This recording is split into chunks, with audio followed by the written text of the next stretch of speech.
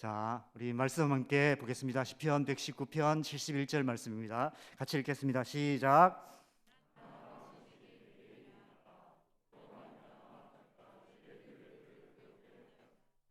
네.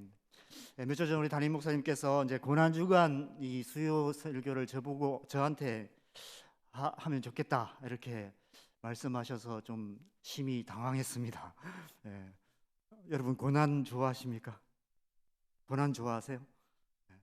고난에 대한 설교 듣는 거 즐거우십니까? 여러분이 좋아하지도 않고 즐거워하지도 않는 주제를 설교해야 되는 저는 제 마음은 어떨까요? 그래서 계속해서 몇 주 동안 제가 하나님 앞에 계속 물었습니다.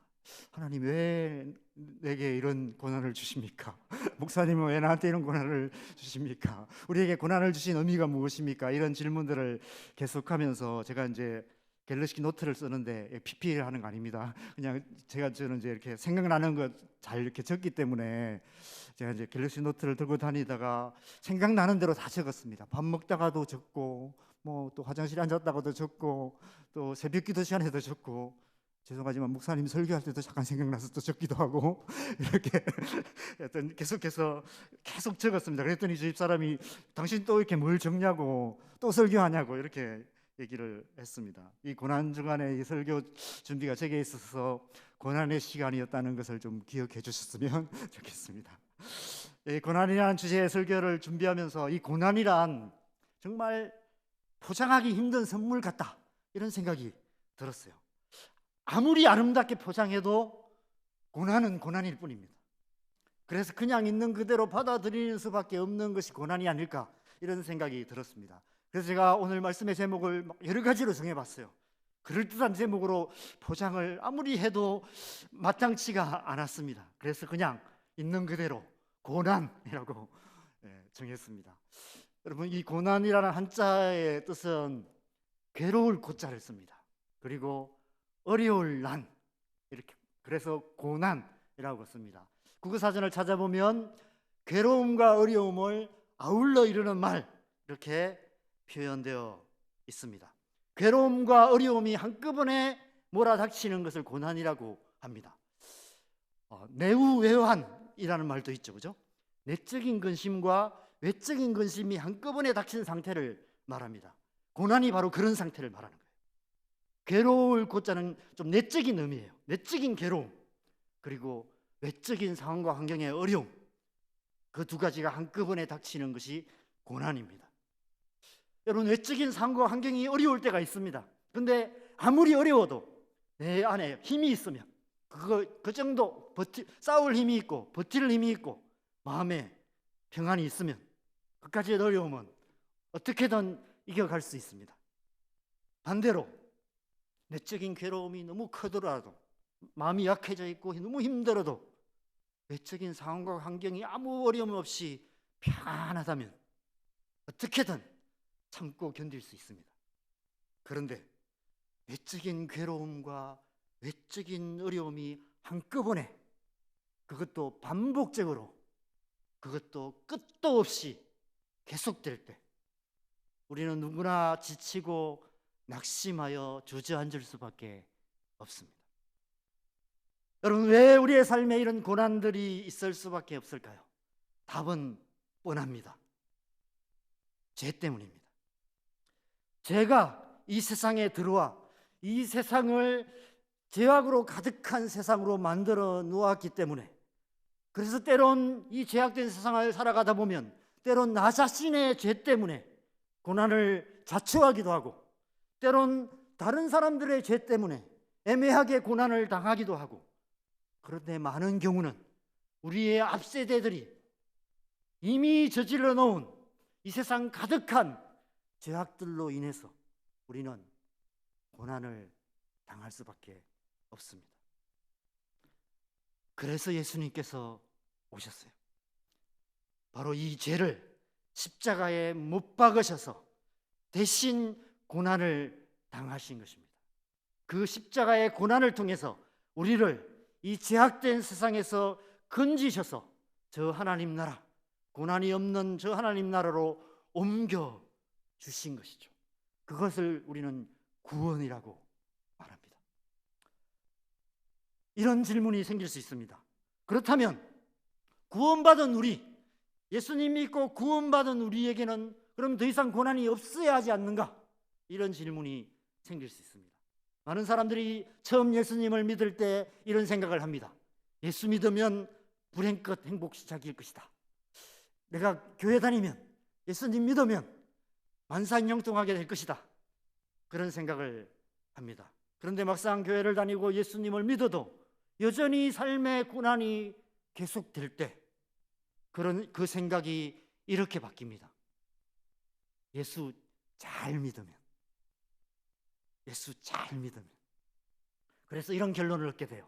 지금 내가 이런 고난을 당하는 이유는 믿음이 약하기 때문이다. 신앙생활을 잘못해서다. 기도를 열심히 안 하기 때문이다. 예수님을 잘 믿지 않기 때문이다. 믿음을 키워야 된다. 이런 생각을 하게 됩니다. 최소한 저는 그랬습니다. 그래서 저는 대학생 때 예수 제자 훈련학교라는 선교단체 훈련학교를 들어갔습니다. 그리고 그곳에서 내가 이 훈련만 받고 나면 내가 내 인생은 불행 끝 행복 시작일 것이다. 이런 큰 기대를 갖고 아버지 막 밥상 엎으시고 쓰러지시는데도 제가 이렇게 고집부려서 이 DTS라는 것을 들어갔습니다. 제가 훈련받은 목적은 그 한 가지였어요. 예수 잘 믿어서 지금까지의 삶과 다른 고난 없는 행복한 삶 살고 싶다. 이런 생각이었습니다. 그런데 제가 제일 존경했던 우리 리더였던 그 강사님이 오셔서 강의를 하셨는데 그 다른 강의 내용은 하나도 기억이 안 납니다. 이 한마디밖에 기억이 안 나요. 강의 중간에 이런 말을 하셨어요. 내가 지금 당하고 있는 이 고난을 만약 10년 전에 당했더라면 어쩌면 자살했을지도 모르겠다. 이렇게 얘기를 하셨어요. 머리가 하얘지는 것 같았습니다. 아니 저분이 나는 제 생각에는 그죠. 제가 훈련을 열심히 받아서 저분처럼만 되면 더 이상 어려움이 없을 거라고 생각하고 내가 열심히 훈련받아야겠다 이런 생각으로 왔는데 저분이 저렇게 어렵다면 내가 이렇게 훈련받는 게 무슨 의미가 있나? 예수 잘 믿는 게 무슨 의미가 있나? 이런 생각이 들었습니다.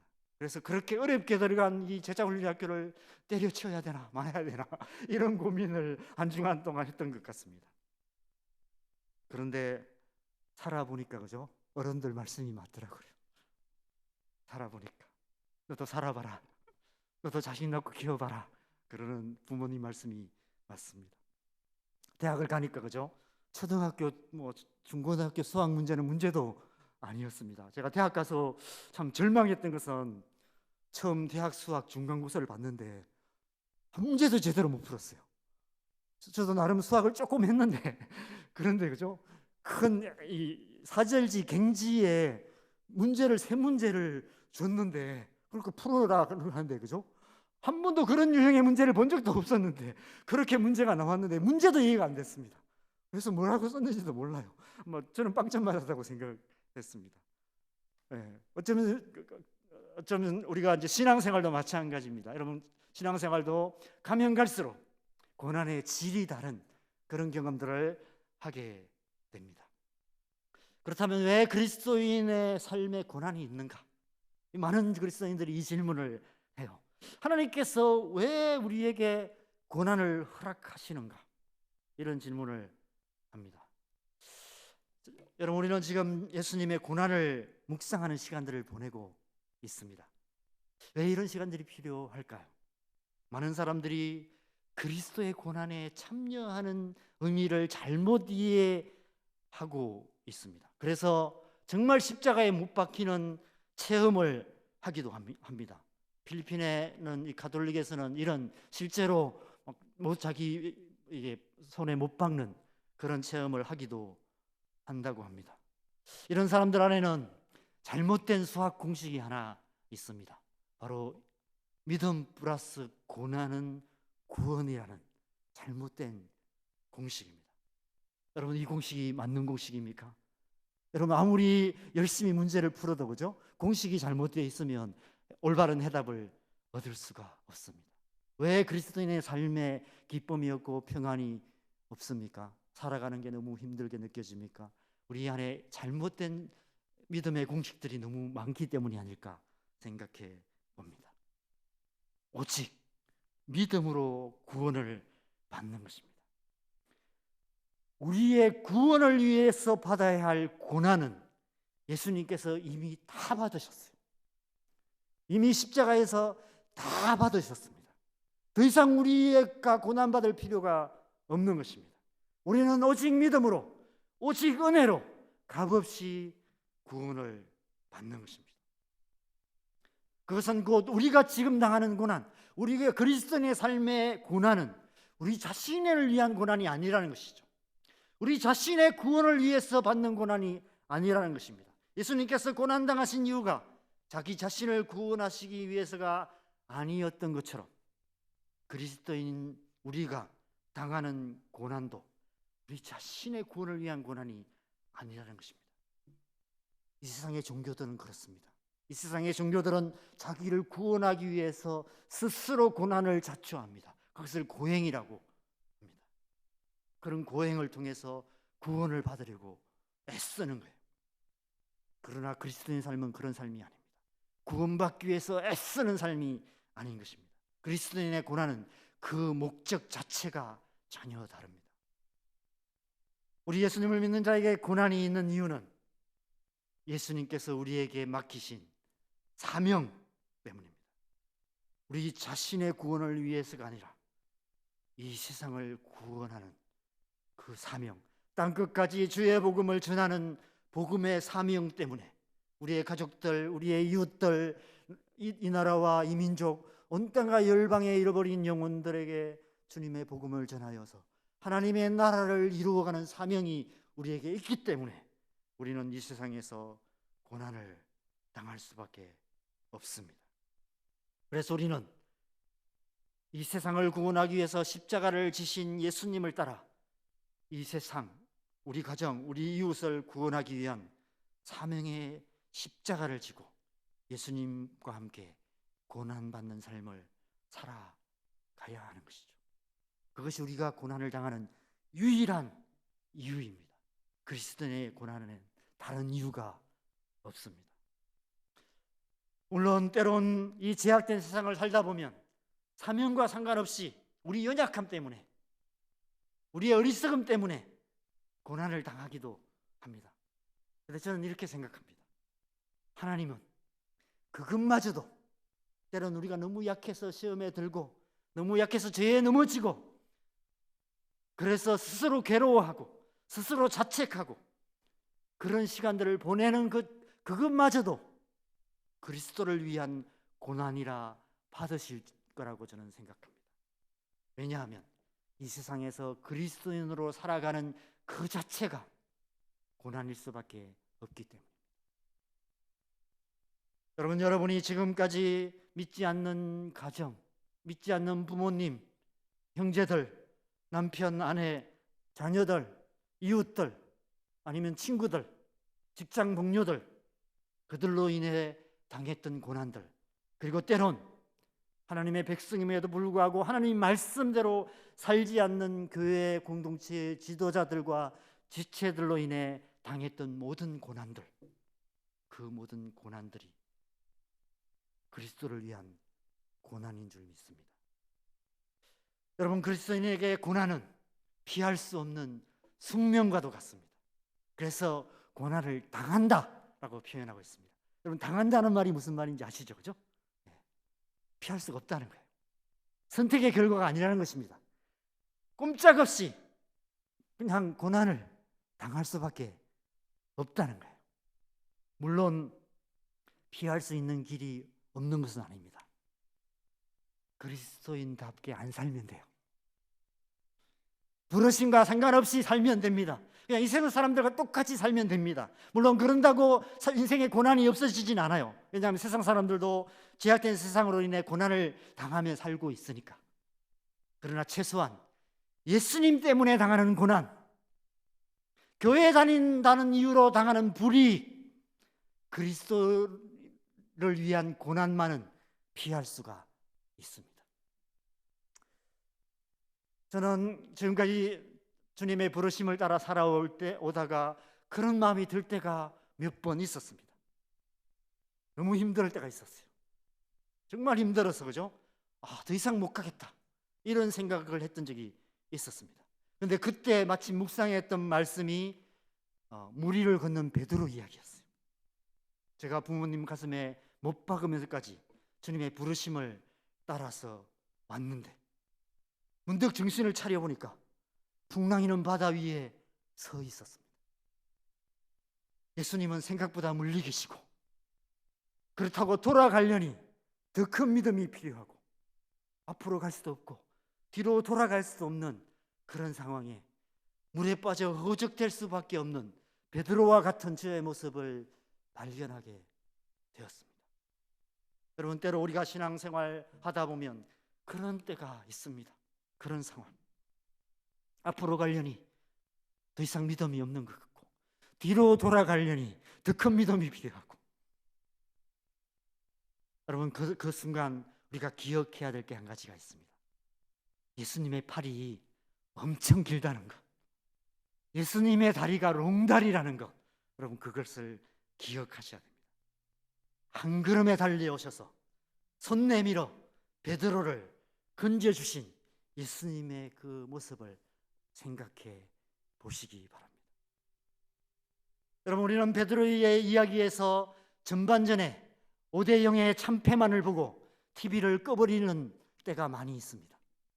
그래서 후반전에 6대5로 역전승한 그 짜릿한 역전승을 보지 못하는 경우가 많이 있습니다. 여러분, 베드로의 이야기의 하이라이트는 믿음으로 무리를 걷다가 실패한 그 이야기가 아니라, 그 전반전이 아니라 예수님의 손을 잡고 다시 그 바다를 걸어서 배로 다시 돌아왔던 그 후반전의 이야기가 진짜 하이라이트입니다. 사명으로 살아가는 삶, 예수님의 부르심을 따라 살아가는 삶, 그리스도인의 삶을 살아가다 보면 가면 갈수록 질적으로 다른 고난을 당하게 됩니다. 좁은 길로 가다 보면 어느 순간 길이 없어지는 것 같은 그런 순간이 옵니다. 제가 가끔씩 그런 나누면서 그런 얘기를 많이 했습니다. 우리 지체들과 교제하다가 내가 하나님 부르심 따라서 좁은 길로 가라고 해서 좁은 길로 갔는데 길이 점점 좁아지더니 어느 순간 길이 없어지는 것 같다고, 이런 얘기를 제가 나눈 적이 있습니다. 여러분, 바로 그때가 하나님의 권능의 손이 함께 하시는 순간인 줄 믿습니다. 하나님의 그 권능의 손이 함께 하시면 그 좁은 길도 시온의 대로가 되고, 길이 없는 광야도 우리가 걷는 그 길이 곧 길이 되는 그런 역사가 펼쳐진다는 사실을 기억하셨으면 좋겠습니다. 길이 없는 그곳에 하나님께서 홍해를 가르시고 그 광야에 길을 내셨던 그 하나님께서 우리 인생에도 그렇게 역사하실 줄 믿습니다. 여러분, 여러분의 삶에 고난이 있으십니까? 나름대로 열심히 신앙생활을 해왔는데 처참하게 실패한 것 같은 그런 생각이 드십니까? 후반전이 있음을 기억하셨으면 좋겠습니다. 반드시 역전승을 하게 될 줄 믿습니다. 저는 이런 생각을 합니다. 우리가 이 세상에서 살아가는 이 하루하루의 삶이 하나님께 어떤 의미가 있을까? 저는 지금까지 사역하면서 때로 지나온 삶을 돌아보면 이런 생각이 들어요. 내가 지나온 삶이 내게 어떤 의미가 있을까? 하나님께 어떤 의미가 있을까? 이런 생각을 해볼 때가 있습니다. 아무것도 이뤄놓은 것도 없고 뭔가 큰 일을 한 것도 아닌 것 같고 그냥 힘들게 살아온 그런 시간들밖에 기억나는 게 없는 것 같은, 그래서 저희 집사람과 이런 얘기를 가끔 합니다. 그런데 하나님께서 그때마다 제게 주시는 마음은 이런 것입니다. 하나님 나라가 임할 때, 새 예루살렘 성이 임할 때 우리의 이 하루하루의 삶이 그 하나님 나라의 새 예루살렘 성에 벽돌 한 장이 되어 쌓여가고 있는 것이라는 그런 생각을 가끔씩 하게 됩니다. 여러분, 지금 예수님께서 우리가 이 세상에서 살아가는 우리의 하루하루의 삶을 소중하게 붙드셔서 벽돌로 구우셔서 새 예루살렘 성을 쌓아가고 계시는 줄 믿으시기 바랍니다. 여러분이 이 세상 속에서 하나님 백성답게 살려고 발버둥 쳤던 그 하루하루가 결코 무의미한 시간들이 아니라는 것입니다. 여러분이 교회를 위해서 눈물 흘리며 기도했던 그 시간들, 여러분이 여러분의 가정, 여러분의 자녀들을 놓고 눈물 흘리며 기도했던 몇 년, 몇 월, 며칠의 그 하루의 시간들, 여러분 그 하루의 시간들이 새 예루살렘 성의 벽돌 한 장이 되어서 거기에 기록되어 있을 거라는 것입니다. 나중에 하나님 나라에 가셔서 한번 그 성을 한번 둘러보시면 그 성 어딘가에 그 벽돌 하나에 그런 기록이 있지 않을까. 남산교회 김모 집사 가정의 그 구원을 위해서 눈물로 기도한 1990 몇 년 몇 월 며칠을 기념한 벽돌, 이런 벽돌들이 기록되어 있지 않을까. 남산교회 김모 장로 교회를 위해서 하나님 앞에 눈물로 기도했던 그날을 기념하는 벽돌, 이런 벽돌들이 기록되어 있지 않을까, 이런 생각을 해보게 됩니다. 여러분, 여러분의 고난받는 이 하루가 하나님 나라를 이루는 귀한 하루하루가 될 줄 믿습니다. 여러분 아멘이시죠? 별로 아멘이 안 되시는 것 같습니다. 오전 예배에는 아멘이 안 되시는 분이 한 3분쯤 계셨는데 오늘은 한 5분쯤 계시는 것 같습니다. 아멘 하라고 해서 아멘 하긴 했는데 마음 깊은 곳에서 아멘이 안 되시는 분들이 분명 계실 것입니다. 왜냐하면 우리의 마음에 이런 삐딱한 질문이 있기 때문입니다. 여러분 주위에 가끔 삐딱한 질문을 하시는 분들이 있는데 그 삐딱한 질문을 무시하시면 안 됩니다. 그 질문이 오히려 핵심적인 질문일 때가 있습니다. 이런 질문이 있으실 것입니다. 하나님, 꼭 그래야만 하나요? 방법이 그것밖에 없습니까? 굳이 우리의 고난을 통해서 하나님 나라를 세워 가셔야만 합니까? 이런 질문을 하게 됩니다. 내가 너희를 구원하기 위해서 십자가에 죽기까지 고난을 당했으니 이제는 너희가 당할 차례다. 이제는 너희가 나를 위해 고난을 당할 차례다. 그러니 죽을 힘 다해 하나님 나라를 세워가라. 하나님이 그래서 우리에게 고난을 주시는 것일까요? 여러분 오늘 말씀에서 고난 당하는 것이 누구에게 유익이라고 말씀하고 있습니까? 내게 유익이라고. 하나님께 유익이 아니라는 것입니다. 물론 여러분 세상에는 그런 부모들이 있죠. 자식들 공부 많이 시켜서 성공시켜서 자식 득 보려는 부모답지 못한 마음을 가진 그런 부모들도 간혹 있습니다. 그런데 정상적인 부모라면 그렇지 않습니다.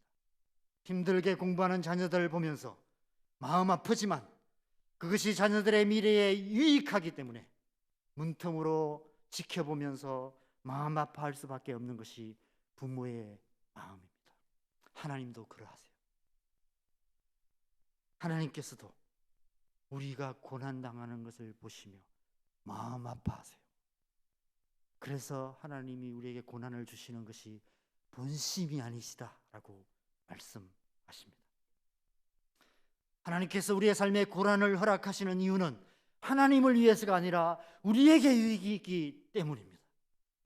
하나님은 우리를 통하지 않고도 하나님 나라를 충분히 이루실 수 있는 전능하신 분이십니다. 마음만 먹으시면 오늘이라도 당장 하나님 나라를 완성하실 수 있는 분이십니다. 굳이 우리의 희생과 고난을 요구할 필요가 없으세요. 100% 우리의 유익을 위해서 하나님께서 우리에게 고난을 허락하시는 것입니다. 그렇다면 고난이 우리에게, 나에게 어떤 유익이 있을까? 한번 여러분 지난 삶을 돌아보시면 좋겠습니다. 그러면 아마 여러분 안에도 여러분 나름대로의 답을 얻을 수 있을 것입니다. 여러분 아시다시피 얼마 전에 저를 비롯해서 우리 목사님과 장로님 몇 분들이 우리 제자훈련부가 10일 동안 자가 격리하는 시간을 가졌습니다. 처음 제 아들 방에 자가 격리를 시작하면서 가장 먼저 든 생각이 있었어요. 가장 먼저 무슨 생각을 했을까요? 10일 동안 뭐 할까?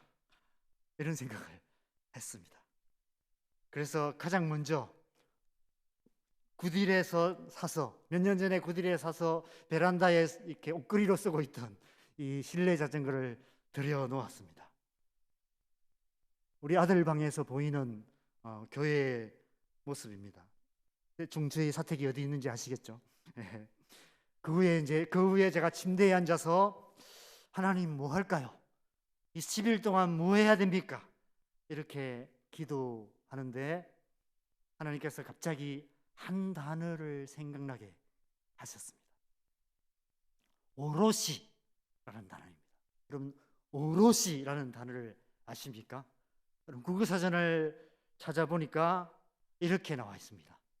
모자람이 없이 온전하게, 부족함이 없이 온전하게, 이런 뜻이 있었습니다. 오롯이 하나님 앞에 있으라는 말씀이구나, 이런 생각을 했습니다. 그리고 그때가 마침 예수님의 40일 광야의 시험에 대한 말씀을 묵상하고 있는 그런 시점이었습니다. 그래서 제가 그 말씀을 묵상하면서 한 번도 이런 질문을 해본 적이 없는데 엉뚱한 질문을 하게 되었습니다. 예수님은 40일 동안 뭐 하셨을까? 이런 질문을 해봤습니다. 저는 그냥 읽으면서 예수님은 40일 동안 사단에게 시험을 받으셨구나 생각했어요. 근데 말씀을 읽어보니까 그죠? 사단이 40일 내내 시험하면서 예수님과 놀아준 것이 아니더라고요. 그냥 40일 후에, 줄이신 후에 그때 마귀가 왔어요. 그 이전 40일 동안은 광야에서 오롯이 예수님 혼자 계셨습니다. 오롯이 하나님 앞에 있는 시간을 예수님은 가지셨던 것 같습니다. 그래서 저도 10일 동안 아무것도 하지 않고, 격렬하게 아무것도 하지 않고 오롯이 하나님 앞에 앉아있는 시간을 가져야겠다, 이런 생각을 했습니다. 그런데 하루 이틀이 지날수록 그것이 쉽지 않다는 사실을 깨닫게 되었습니다. 여러분, 한번 여유가 생기시면, 혹시라도 자가 격리하실 기회가 생기시면, 그런 일 없기를 바라지만 한번 그런 시간을 가져보시면 아실 것입니다. 여러분, 하루 반나절도 오롯이 하나님 앞에 앉아 있는 것이 어이없다는 것을 알게 되었습니다. 밥도 먹어야 하고요, 화장실도 가야 하고요, 씻기도 해야 되고, 그러다 보면 그것만 하고 방에 바로 들어오지를 않더라고요. 제가 그냥 괜히 거실을 서성이고, 괜히 냉장고 문 열고, 그러다가 또 지나가다가 가까이 갈 수는 없어서 멀찍이서 집사람이 보고 있는 TV 훔쳐보고 있는 저의 모습을 이렇게 보게 됩니다.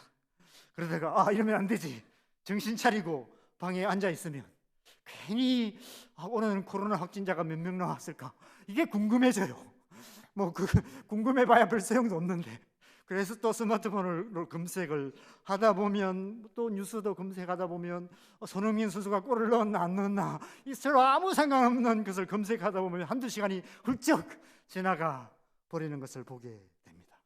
그러면서 한 가지 발견한 것은, 저의 마음이, 아마 저만 아니라 여러분도 마찬가지일 것이고요, 이 세상 모든 사람의 마음의 상태가 그런 모습이 아닐까, 적나라하게 보게 되는 게 있는데, 끊임없이 무언가를 찾아다니고 있는 제 마음의 모습,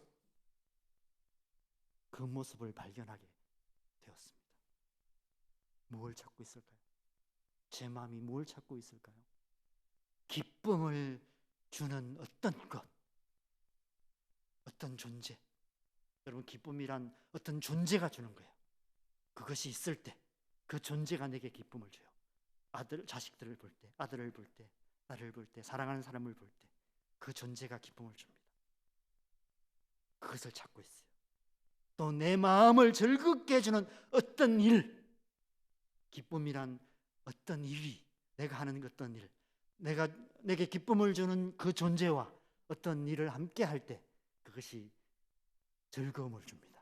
그래서 기쁨은 함께 있는 기쁨이고 즐거움은 함께 하는 즐거움이에요. 이것에 대해서 오늘 한번 또 기회가 있으면 나눌 기회가 있겠죠. 끊임없이 그것을 찾고 있어요. 기쁨을 주는 어떤 것, 즐거움을 주는 어떤 일을 찾고 있는, 하나님 아닌 다른 어떤 기쁨, 하나님 아닌 다른 어떤 즐거움을 찾으려 애쓰고 있는 어리석은 제 마음의 모습을 발견하게 되었습니다. 여러분, 예수님께서 어떻게 40일 동안이나 오롯이 하나님 앞에 계실 수 있으셨을까요? 물론 40일 금식하셨기 때문에 밥 먹을 시간이 필요 없겠죠. 그렇죠? 물도 없었기 때문에 씻을 필요도 없으셨을 거고, TV나 스마트폰도 없으셨기 때문에 아마 다른 일에 시간을 빼앗길 필요가 없으셨을 것입니다. 방해받는 것이 없었겠죠. 그런데 그보다 중요한 것은 예수님의 마음이었어요. 예수님 안에는 다른 어떤 것이 아닌, 다른 기쁨, 다른 어떤 즐거움이 아니라 오롯이 하나님 한 분만으로 기뻐하고 즐거워하는 마음, 그 마음 중심이 있으셨기 때문에, 그것이 가득하셨기 때문에 아무런 기쁨도 아무런 즐거움도 찾을 수 없는 광야에서도 오직 하나님 한 분만으로 기뻐하며 즐거워하며 40일을 하루같이 지내실 수 있으셨던 것입니다. 저는 어쩌면 예수님의 그 30년의 삶, 그리고 공생의 3년을 포함한 그 이 땅에서의 살아갔던 그 인생 가운데 가장 행복했던 시간이 어쩌면 이 40일의 시간이 아니셨을까? 오롯이 하나님 안에만 있을 수 있었던 그 시간이 가장 행복한 시간이 아니셨을까? 이런 생각을 해보게 됩니다. 그러면서 제가 좋아하는 이 말씀이 생각났습니다. 이사야 35장 10절 말씀이에요. 함께 이 말씀 같이 읽겠습니다. 시작. 여호와의 속량함을 받은 자들이 돌아오되 노래하며 시온에 이르러 그들의 머리 위에 영영한 희락을 띠고 기쁨과 즐거움을 얻으리니 슬픔과 탄식이 사라지리로다. 바로 예수님 안에는 이 말씀에서 말씀하시는 그 영영한 희락이 넘치고 있었기 때문에 광야에서도 조금도 부족하지 않는, 조금도 모자람이 없는 온전한 기쁨과 즐거움, 하나님으로 말미암는 기쁨과 즐거움이 가득하셨습니다. 그래서 오히려 아무런 방해 없이 오롯이 하나님을 기뻐하며 즐거워하는 시간을 보내셨던 것입니다. 여러분, 우리가 오롯이 하나님 앞에 있지 못하는 이유는 우리 안에 하나님이 아닌 다른 어떤 기쁨, 다른 어떤 즐거움을 향하는 마음들이 가득하기 때문입니다. 육신의 정욕과 안목의 정욕과 이생의 자랑, 보암직하고 먹음직하고 지혜롭게 할 만큼 탐스럽기도 한 이 세상이나 세상에 있는 것들을 사랑하는 마음이 우리 안에 가득하기 때문입니다.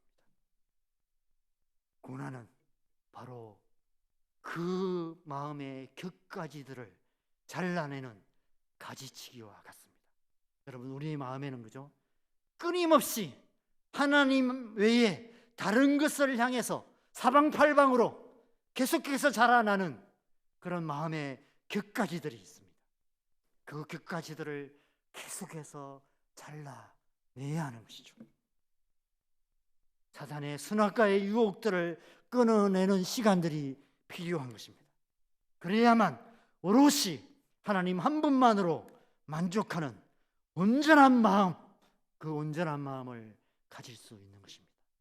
고난은 우리를 온전한 마음을 가진 그 하나님의 사람으로 만들어 가시는 것이죠.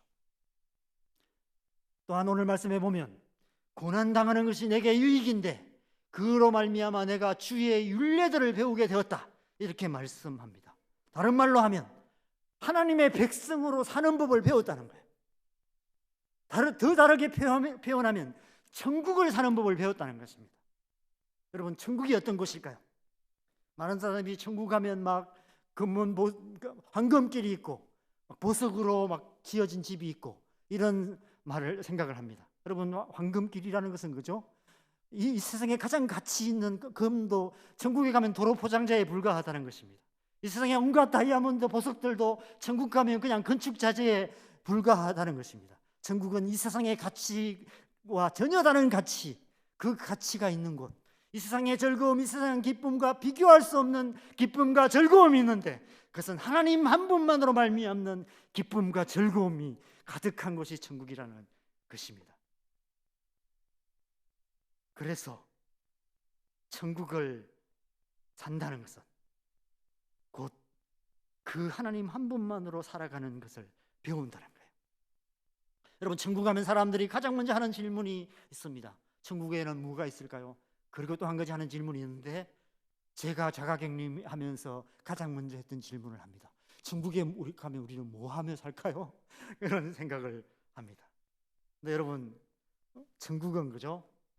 아무것도 없어도 또 격렬하게 아무것도 안 해도 오롯이 하나님 한 분으로 충분한 것이 천국입니다. 하나님으로 말미암는 영영한 희락이 있는 곳. 그래서 하나님과 함께 있으면 그것으로 너무 충분해서 하나님과 함께 있는 기쁨이 너무 크기 때문에 시간 가는 줄 모르는 곳. 그래서 시간이 의미가 없어지는 곳이에요. 그것이 영원입니다. 또 하늘과 땅이 사라지고 해와 달과 별, 우주의 모든 만물, 눈에 보이는 우리의 눈을 즐겁게 해주는 모든 것들이 다 사라져도 아무 상관이 없습니다. 우리 눈에 보이는 모든 것이 없어져도 상관이 없습니다. 광야 한복판에 떨어뜨려 놓아도 아무 상관이 없어요. 우리 안에 하나님 한 분만으로 기뻐하고 즐거워하는 마음이 가득하다면 어디든 천국이 돼요. 그래서 공간마저도 의미가 없어져요. 어디 있는지, 내가 무엇을 하며 살아가는지 아무 의미가 없어지는 것. 그것이 천국입니다. 그래서 천국은 시간과 공간을 초월하게 돼요. 그것이 아무 의미 없어지는 것이 천국입니다. 에녹이 300년을 그렇게 살았어요.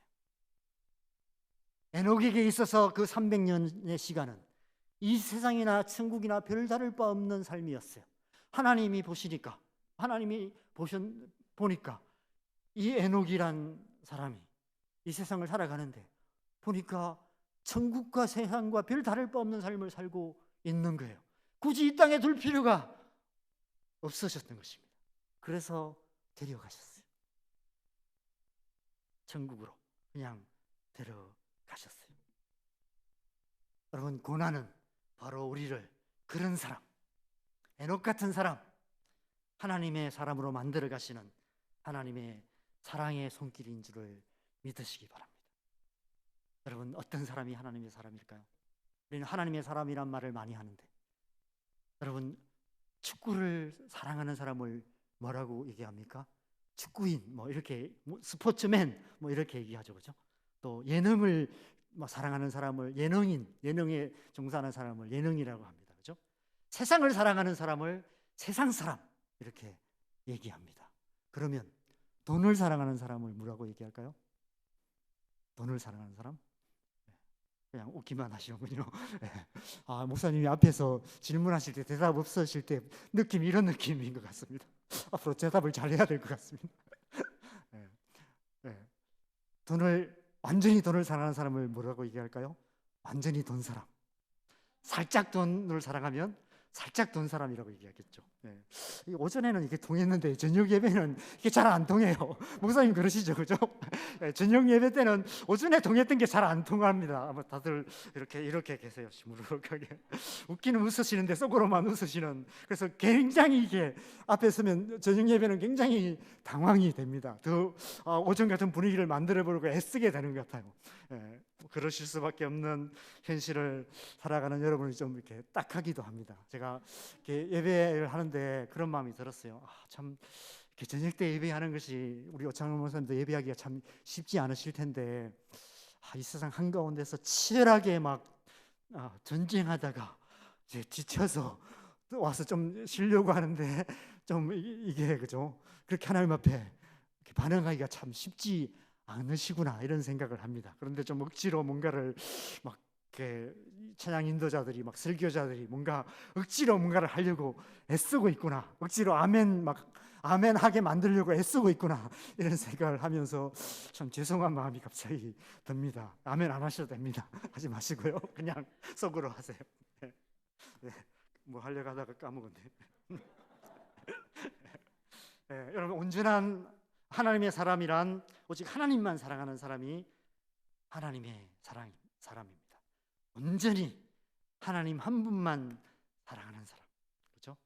하나님으로 말미암아 영영한 희락을 얻는 사람. 하나님 우리가 그런 사람 되기를 원하세요. 그래서 고난은 우리를 사람 만드시는 하나님 사람 만드시는 그런 과정입니다. 그래서 여러분 저는 이런 생각을 가끔 합니다. 천국에 가면 많은 사람들이 당황할 거라는 생각을 합니다. 내가 생각했던 천국은 이런 곳이 아닌데 이게 정말 천국 맞아? 이런 생각을 하지 않을까? 이런 생각을 합니다. 우리 안에 오롯이 하나님 한 분만으로 기뻐하고 즐거워하는 마음이 없다면 이 세상에 있는 것들, 세상의 즐거움에 미련을 버리지 못하고 다른 어떤 은혜, 다른 어떤 만족을 찾는 마음이 여전히 남아있다면 어쩌면 천국 가면 너무 할 일 없고 너무 심심한 곳, 영원히 아무 일 없이 있어야 되는 그런 이상한 곳, 차라리 지옥이 더 재미있겠다. 그래서 지옥을 기웃거리는 그런 이상한 사람들이 많은, 어쩌면 천국 가서 천국 부적응자가 될 수도 있지 않을까 이런 생각이 듭니다. 여러분 우리 안에 천국을 사는 마음이 준비되어져야 돼요. 하나님 우리가 그 마음을 준비하기를 원하세요. 여러분 안에 여러분 천국에 들어갈 준비가 되셨습니까? 여러분 마음 안에 하나님 한 분으로 기뻐하고 즐거워하는 마음, 그 마음이 충만하십니까? 그 마음으로 살아가고 계십니까? 제가 처음 교구 사역을 하면서 참 충격받았던 기억이 있습니다. 저는 이제 청년 대학생 사역만을 한 20년을 했습니다. 그러다가 제가 교구 목사로 들어와서 신방을 하다가 나름대로 좋았어요. 그런데 한 번은 신방을 갔는데 그 신방하면서 제가 너무 충격을 받아서 그게 아직도 기억이 납니다. 노인병원을 신방을 갔었습니다. 90 넘는 할머니 할아버지들이 한 방에 막 8명씩 막 7명씩 죽은 듯 누워 계시는데 5년 10년씩 누워 계신 모습을 보면서 너무 충격이었어요. 알고는 있었지만 실제로 보면서 마음이 너무 아팠습니다. 그러면서 정말 죄송한 말씀이지만 이런 생각을 했습니다. 나의 노년이 저렇게 된다면 어떡하지? 난 늙기 전에 죽었으면 좋겠다. 이런 생각이 들었습니다. 그런데 제가 이 말씀을 준비하면서 내 안에 하나님으로 말미암아 기뻐하고 즐거워하는 그 마음만 가득하다면 나의 노년이 어떻게 되든 상관없지 않을까 이런 생각이 들었습니다. 어쩌면 내가 나이가 들어서 늙고 병들어서 그렇게 그 노인병원에 그 노인들처럼 죽은 듯 누워 있을지라도 내 안에 천국이 있다면, 내 안에 영영한 일학이 가득하다면 사나 죽으나 무슨 차이가 있겠습니까? 여러분 지금 우리가 그 마음을 준비해야 될 때가 아닐까 생각합니다. 여러분 노후 준비 많이 이야기하시지만 정말 우리가 해야 될 노후 준비는 그게 아닐까 생각합니다. 그 마음이 준비되어 있지 않다면 우리의 노년은 정말 불쌍한 노년을 맞이할 수밖에 없을 거예요. 저는 그 마음을 준비하고 싶어요. 오늘 하루하루 그 마음이 준비되어져서 나의 노년이 그 아무도 찾아오지 않는 병실에 그냥 죽었는 누워있는 그런 상태일지라도 여전히 내 안에 천국이 있어서 사나 죽으나 별 차이 없는 그런 모습. 그래서 그 모습으로 주님 앞에 가게 되는 저의 마지막을 생각하면서 오늘 하루를 그렇게 준비하는 하루를 살아가고 싶습니다. 몇 주 전에 제가 금요기도에 보통 좀 일찍 와서, 저는 좀 금요기도에 일찍 와서 찬양 연습할 때가 너무 좋아요. 그때 하나님의 은혜가 너무 많이 있어서 저는 한 30분쯤 전에 일찍 옵니다. 그러면 이제 찬양 연습할 때 와서 혼자 기도하는데, 그죠? 그날은 참 제가 상태가 정말 좋았던 것 같습니다. 상태가 너무 좋아서, 그죠? 하나님 너무 가까이 느껴지는 것 같았어요. 그래서 갑자기 이런 생각이 들었습니다. 아, 이렇게 그냥 하나님 나라로 쑥 들어갈 수도 있겠다. 에녹처럼 그냥 이렇게, 에녹이 이렇게 하나님 나라로 쑥 간 게 아닐까, 이런 생각이 갑자기 들었습니다. 여러분, 혹시라도 제가 어느 날 갑자기 안 보이면 하나님이 그렇게 쑥 저를 데리고 가신 줄 아시기 바랍니다. 그런데 여러분 아십니까? 높은 데서 떨어질수록 많이 아프다는 거. 그래서 때론 우리가 영적인 상태가 좋을 때는 정말 하나님이 가까이 느껴지고 마치 천국을 살아가는 것처럼 느껴질 때가 있습니다. 그런데 사소한 말 한마디, 아무것도 아닌 일에 낙심하고 곤두박질 쳐서 땅바닥을 박박 기는 것 같은 또 그런 시간들을 보내게 되기도 합니다. 그런데 그 모든 시간들, 그 하루하루들, 그 신앙의 우여곡절들, 그런 시간들을 지나가다 보면 우리 안에 조금씩 하나님 한 분만으로 만족하는 그 영영한 희락이 가득하게 되고, 그래서 에녹처럼 사나 죽으나 별 차이 없는 이미 하나님 나라를 사는 그런 자가 되어가게 될 줄 믿습니다. 하나님께서 그렇게 우리를 온전한 사람으로 만들어 가기 위해서 우리에게 고난의 시간들을 허락하시는 줄 있습니다. 제가 사실 처음 말씀을 준비할 때 여기까지가 결론이었습니다. 그런데 몇 주 전에 어떤 권사님 한 분이랑 식사 교제를 하면서 권사님께서 살아오신 이야기를 듣다가 남편 영혼의 구원을 위해서 10년 동안 온갖 핍박을 다 당하시고 마침내 남편의 영혼을 구원했다는 말씀을 들으면서, 정말 핵심을 빼놓고 제일 중요한 이야기를 빼놓고 앙코 없는 찐빵 같은 그런 말씀을 나눌 뻔했다, 이런 생각이 들었습니다. 그래서 성도의 교제에는 이런 은혜가 있구나, 이런 생각이 참 많이 들었습니다. 한 가지 빠진 게 있어요. 여러분, 뭐가 빠졌을까요? 사랑이 빠져 있습니다. 고난은 사랑입니다.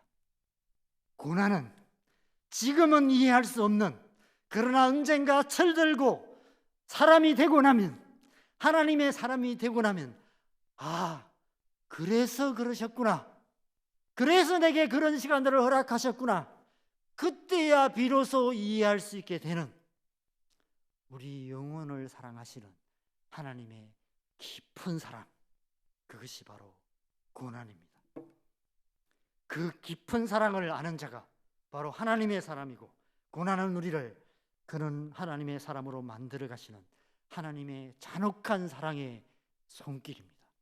그 하나님의 잔혹한 사랑이 예수 그리스도의 십자가를 통해서 우리에게 나타나신 바 되신 것이죠.